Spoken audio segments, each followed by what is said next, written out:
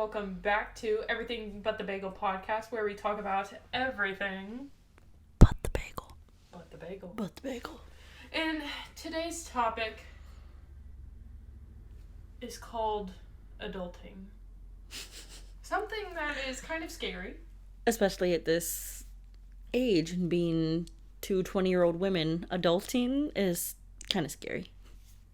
Because it's I still feel like a child. I still feel like I am a child. Because it's like, I don't know, every other adult out there or people our age. Well, actually, I take that back about people our age, because. But, like, people older than us, like, I feel like they have it all together. Or, like, they know what they're doing. And then, for me, it's just like, I'm making this up as I go. I'm really winging it out here and hoping for the best. Fingers crossed. I don't know. I really don't either. So, we're talking about adulting. And, like, one of the first things that I guess, one of the first experiences with adulting that I've had was, like, getting a job.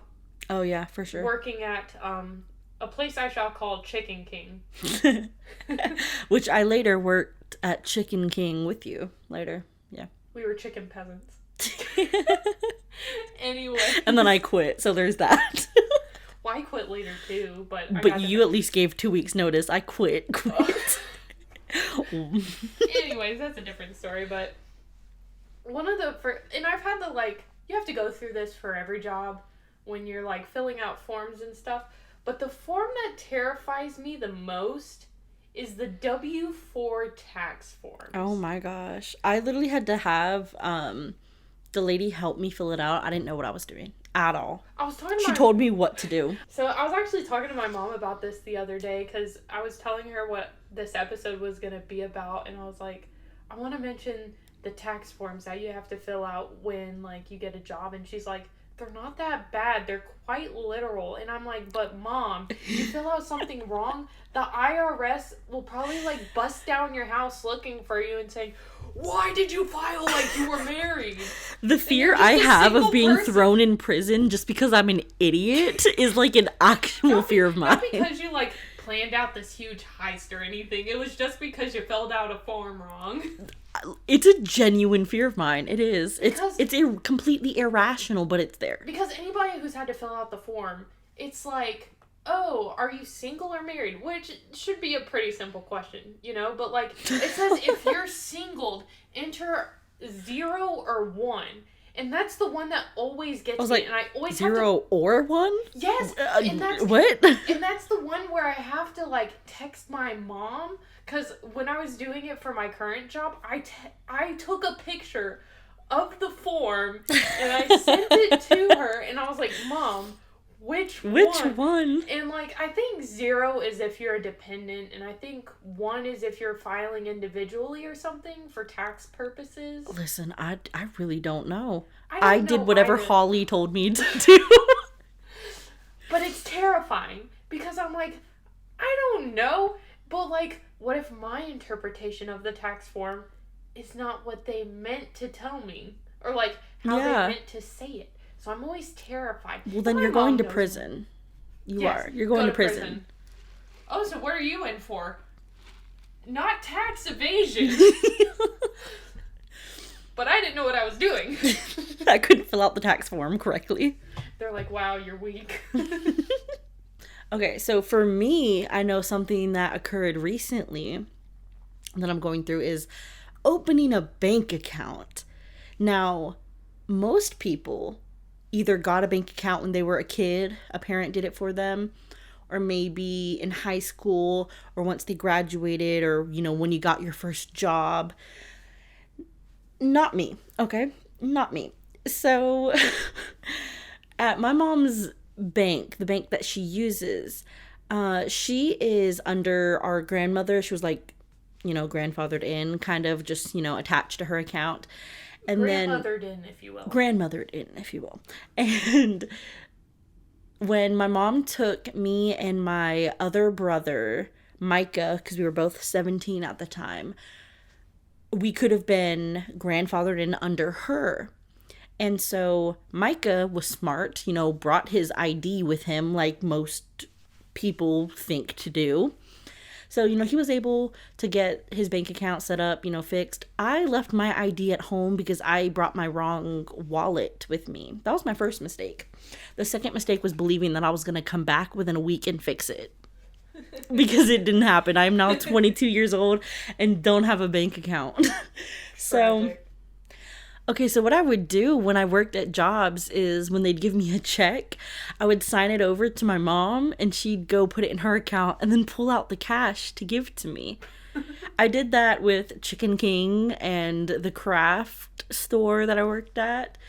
So that's how I've been living, and it's a nightmare. I'm not gonna lie. You really said I'm gonna be my own banker. I'm gonna keep my. This is Monopoly. I'm giving it to my mom, and she's funding it for me. But so it's a problem, and I'm now working as a nanny for one family, and then I also work for her sister-in-law. I'm her assistant, and I help with office stuff, and I need a bank account. She was like, yeah, this is, you need a bank account. I can't constantly, and I get it. Trust me, I get it. So I talked to my mom and she was like, yeah, you go do it. And I was like, no, you come help me. Like, I feel like a child because, listen, I'm an idiot and I know I'm going to go in and I'm going to say something I shouldn't and accept or sign something that I'm not supposed to. And somehow I'm going to end up I'm going to commit credit fraud somehow. I don't know what I'm doing. So I was like, how are you going to commit credit fraud when you're just opening a bank account? I'm an idiot. Something's going to happen. I'm not going to understand what I did. And so I was like, Mom, help me, please. So, I'm kind of scared to go do that by myself, but apparently I gotta man up and do it tomorrow. So wish me luck. I'll let y'all know how it goes. But genuinely, I don't think it's gonna be as bad as you think it is. I'm an idiot. I just gotta reiterate that. Ask questions. What do I ask? Carly, go with me. Okay. Do you work tomorrow? Maybe. You have church. We go after church. Hey, did you want to come have lunch with us after church? No, I have to help my friend open a bank account. You are my mother now. But the thing is, I'm going to give you no credit. I'm going to come home and be like, yeah, Mom, I did it. It was easy. It was a breeze. And she's like, oh, where'd you get that? Oh, yeah, me and Carly went shopping. And she's like, oh, I thought you went by yourself. My bad.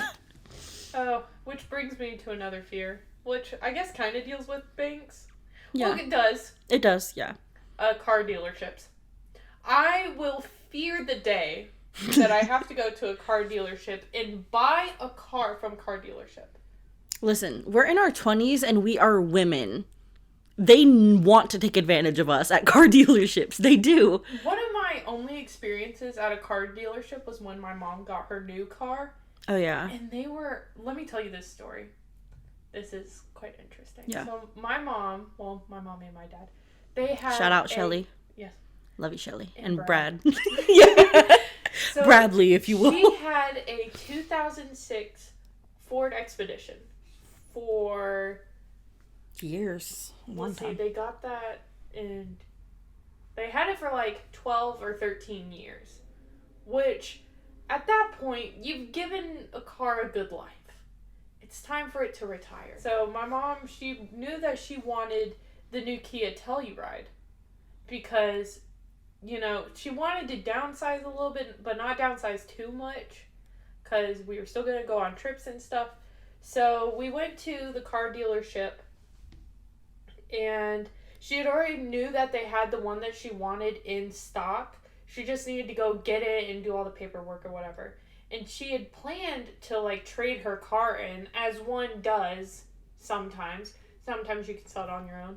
Well, they came in and they're like, oh, it's going to be this much. And Mom's like, well, why do I need to have you change my oil? You're far away from my house. This dealership was over an hour away from where we live. Yeah. And so my mom's like, I'm not going to come up here to get my oil changed. Yeah. It's That's not obnoxious. But they would not take that fee off of the price. What the heck? Are you serious? Yeah, they would not take that off because, it's included in your price. Well, if it's included, you can take it out. Exactly. Anyways, and so the next thing is they had looked at the Expedition and they were like, we'll give you $500. And my mom's like, 500? Something like that. It was like a low ball amount.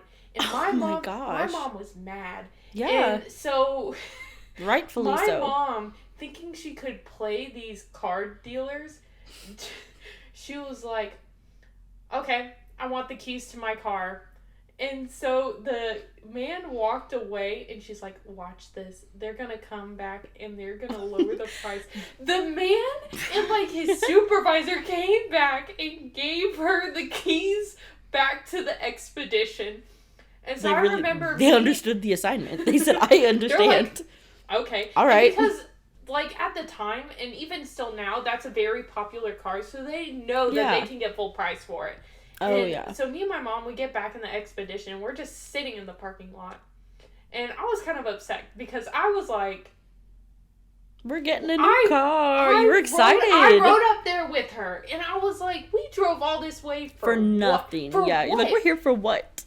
And so she calls my dad. She's like, they lowballed on the Expedition. And he was like, just get the car. Because like, we needed it.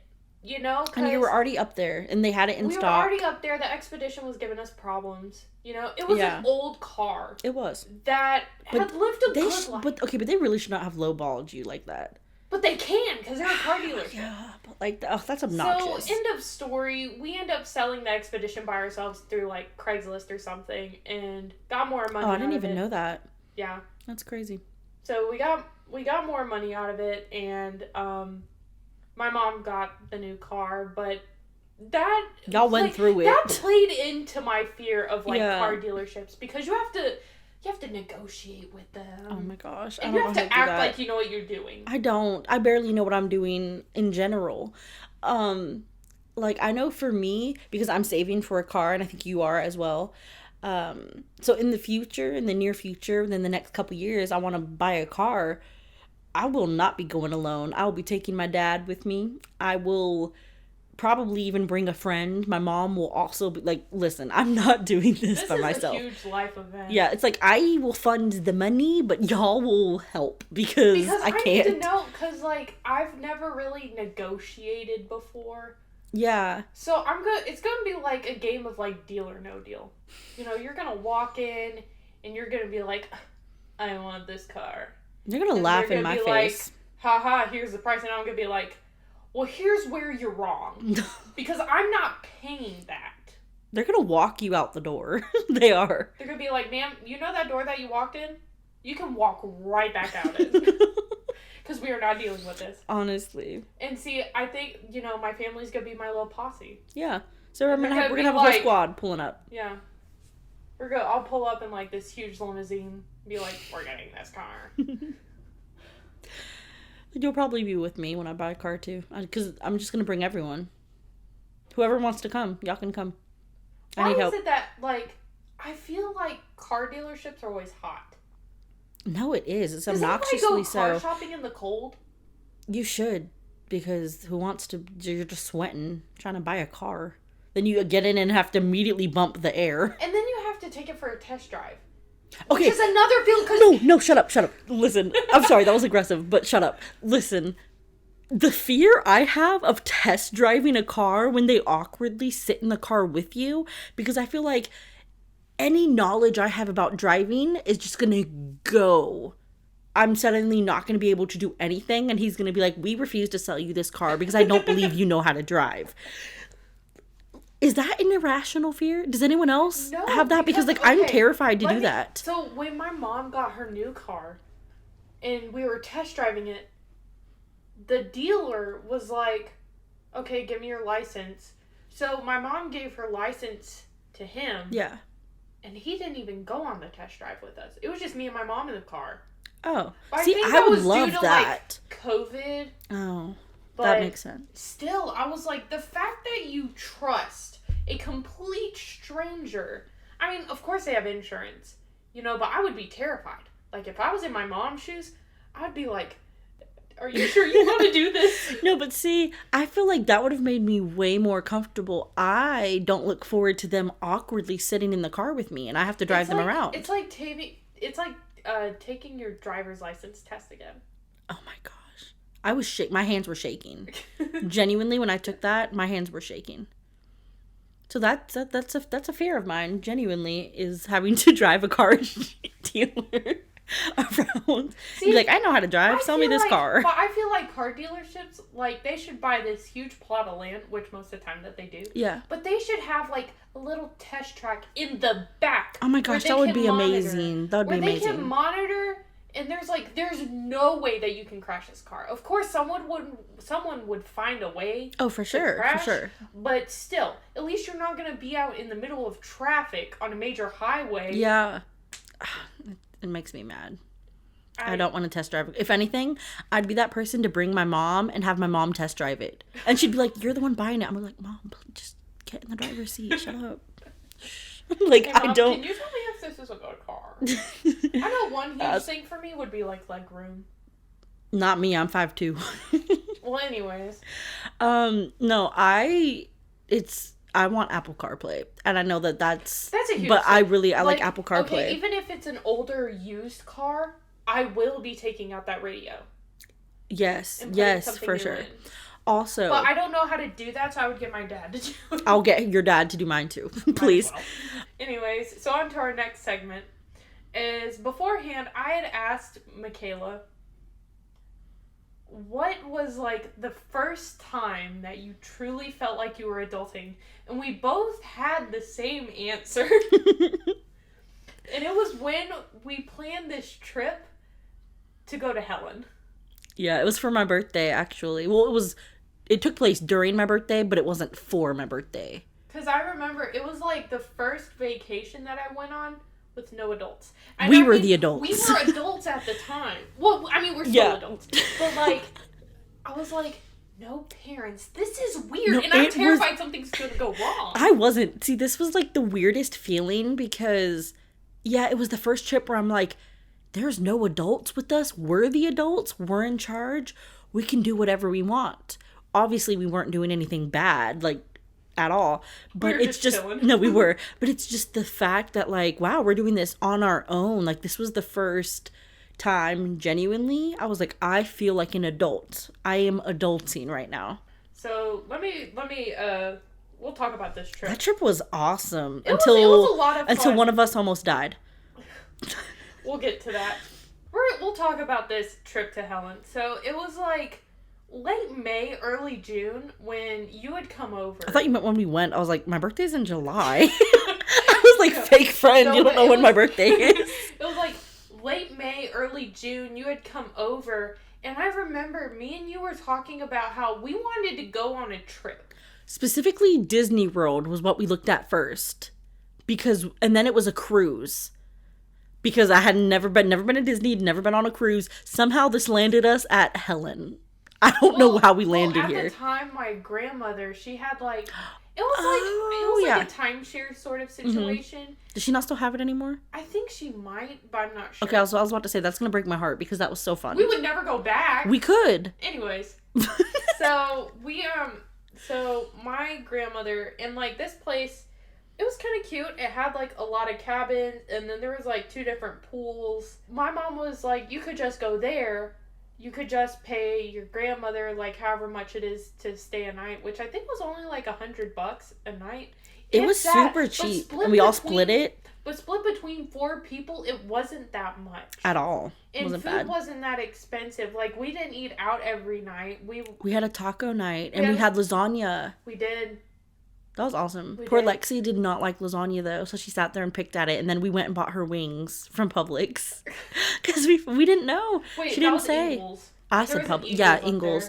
But I didn't know that she didn't like lasagna, and she was like, well, I didn't want to be the only one. And we were like, we bought the party-sized lasagna.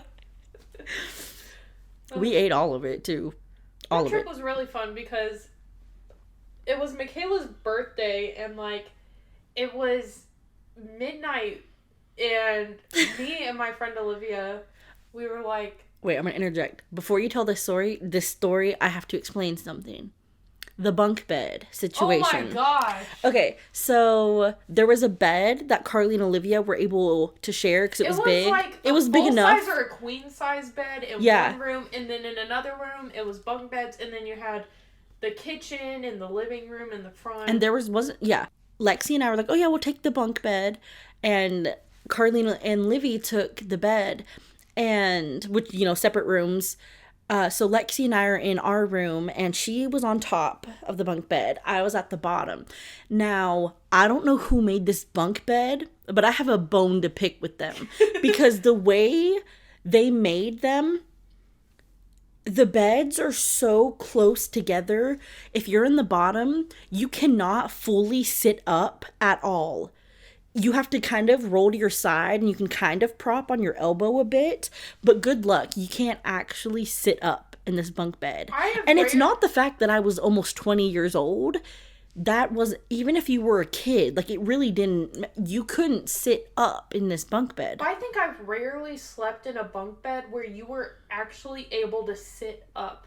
That's, typical of bunk beds, but I don't know what they think that they're doing. Yeah, no, rarely is it, like, where you have full space to fully sit up, but no, like, this was obnoxiously small to where even remotely sitting up, you would hit your head on the top beam.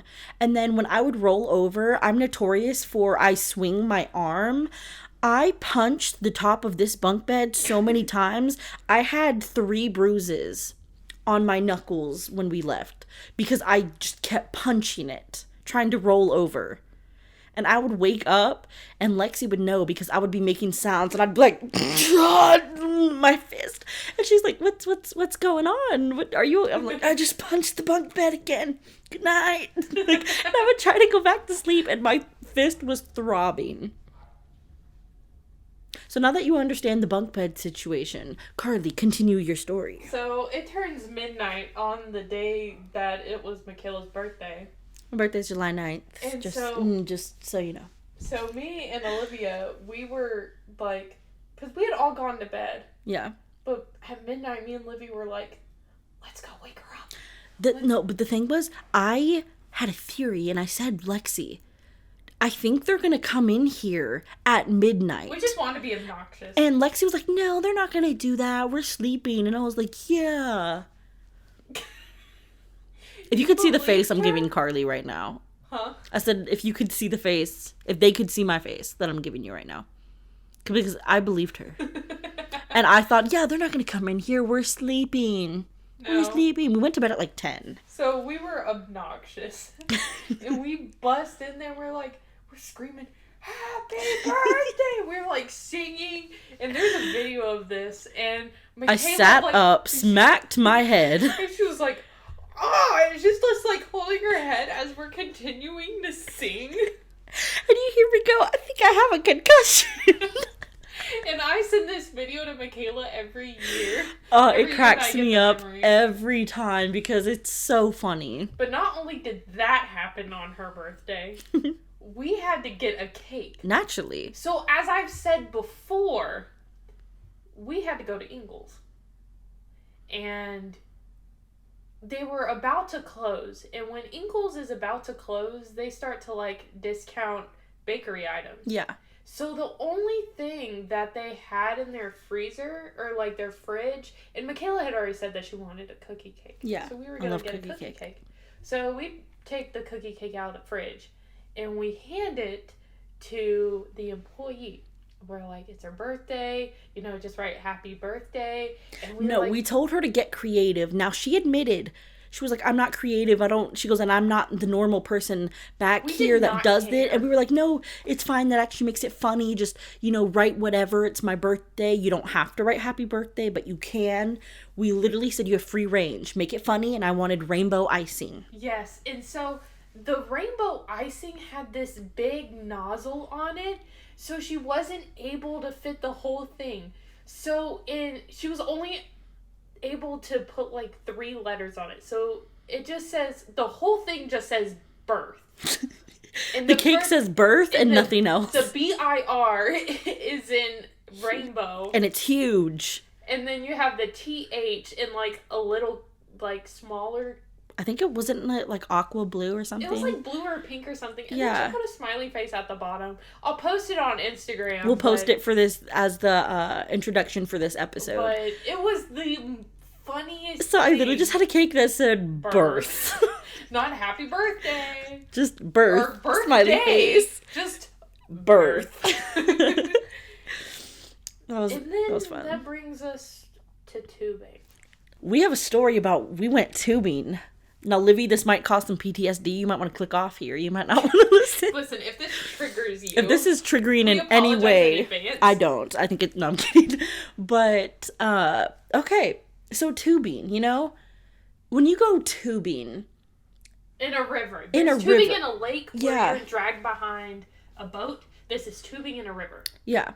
And now this isn't just a casual lazy river. I mean, it did, like, there was a bunch of rocks that you're going over. There's dips. There's, like, you know, it's pretty fast paced at most of the parts. But let me tell you where we went wrong. So, like, when you get off the bus and you're, like, carrying your tube, they give you, like, these little ropes to link. Now, you're only supposed to link 2 tubes together. So you can maybe have one, you know, partner. So there's 2 people. But we wanted to all stick together. And we were like, oh, it'll be fine. Let's just link all 4 tubes. So were you the tail? Or was... I was the tail. Yeah, so you imagine there's 3 tubes in, like, this triangular shape. And I was eating water on that trip. And Michala was the extra one on the end, because for some reason, like, it didn't fit for us to do a square. Yeah, because the tubes were so big. So we could only do a triangle, and then connect me as the tail. The tail. And so every time we would go down a dip, my tube would fill with water. Like, I was literally choking back water. And so here's the thing. Every time we were going past a dip, I was usually the one, because I was the tail. I was, you know, I was getting it. I was just getting beat down by this water. But not this time. Because, see, the water had moved me. I was at the front. So I couldn't see I didn't know that there was a big dip coming ahead. But I had a full view of what was about to happen to you guys. So what happened was, apparently... there was a big dip coming, and Livy was now kind of the tail. She wasn't the tail, but she was in the back now. And she had these sunglasses on her head. They were so cute. And I go down this dip, you know, I hit first, and I was like, I had to really hold on because I didn't see it coming, and this was a pretty aggressive dip. And so I dip down, I'm like, oh, and I grab, and I'm laughing. Well, you guys start to dip, and I saw it before it happened.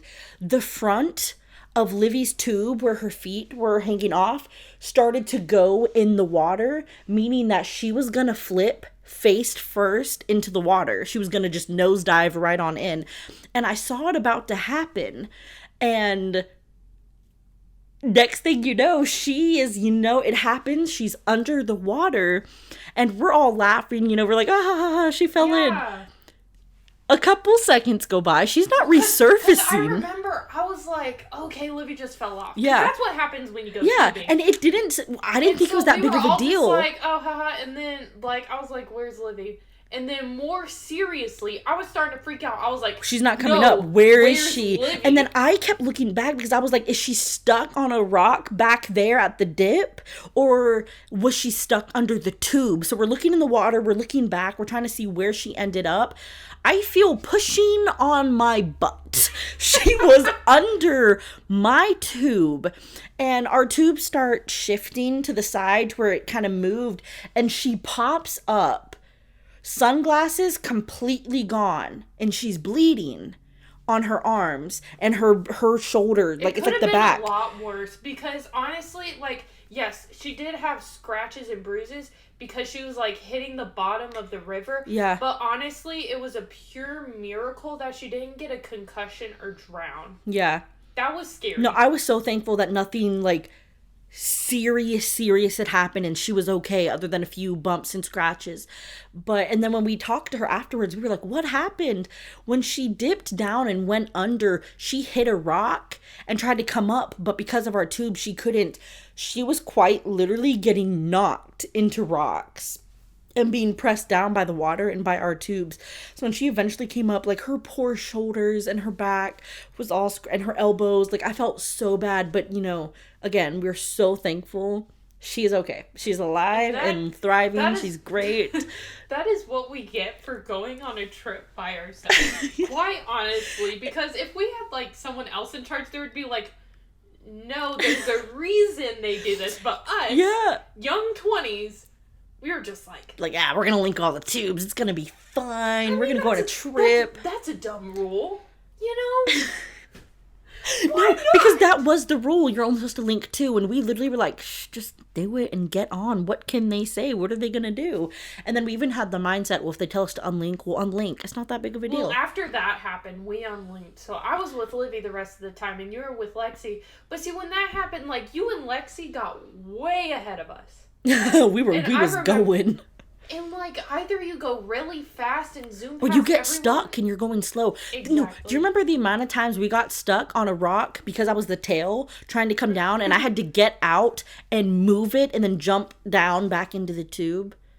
It is exhausting. You think river tubing is, like, relaxing? No. No, this was a full body workout by the time we were done. And sometimes you have to watch out. Because I have seen snakes while tubing. Oh, stop. I hate snakes. And that terrifies me. Oh my, I would cry. The fact that, like, you could encounter a snake, and there's nothing that you can do about it. You'll also, because there's sand spots on the sides and rocks and sticks, you'll get stuck on some of those, and that's really annoying. No, it gets scary. If you get pushed to the side, good luck. You can see, like, you know, there's, like, tree trunks on the sides. Yeah. You see a snake there, and you start drifting towards that way. You start praying to Jesus really fast. You're just like, please get us out of this You start apologizing for anything you've done the past week. You're like, listen. Save me, please. I didn't mean it. But yeah, that too, it was scary, but you know, and to this day, anytime we mention that trip, we're always like, oh yeah, when Livy almost died, haha. Like, we joke about it, but it was scary. It was so scary. But we can joke about it now because she lived. So, but yeah, so Livy, if you're listening, we're sorry that you almost died because we're stupid and wanted to link 4 tubes. But you gave us a funny story to tell for a podcast, so thank you. See, there was a bigger purpose. There was. And that concludes our 3rd episode. Brings us to a close. Thank you for listening and for hanging on to this ride of adulting, which we will give updates about our lives. I'll give updates about the bank account. Indeed. And if we ever buy a car. I don't know. We'll find out. Yeah. Follow us on Instagram at EBTB_podcast, where we post when new episodes come out. If you listen to this episode, comment on our episode 3 post and comment a donut emoji, since there is no tube emoji. And a donut looks like a tube. And it was my birthday, so. It does indeed. We'll post for the episode. It'll be the picture of the birth cake, so you'll know what episode it is. So yeah, comment a donut emoji if you made it this far. Thanks for listening, guys. Hope you come back for the next one. All right, we're out. Bye.